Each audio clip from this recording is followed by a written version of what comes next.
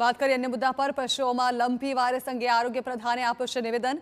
આ વર્ષે લંપી વાયરસને કારણે 9 પશુઓના મોત થયા હોવાનું તેઓએ જણાવ્યું। પશુપાલન વિભાગ દ્વારા રસીકરણની કામગીરી કરવામાં આવી રહી છે। લંપી વાયરસને લઈને રાજ્ય સરકાર સર્વેલન્સ કરી રહી છે। વાયરસ ફેલાય નહીં તે માટે પશુપાલન વિભાગ દ્વારા કામગીરી કરવામાં આવી રહી છે। પાલનપુરના 3 ગામમાં 9 લંપી વાયરસના કેસ નોંધાયા છે।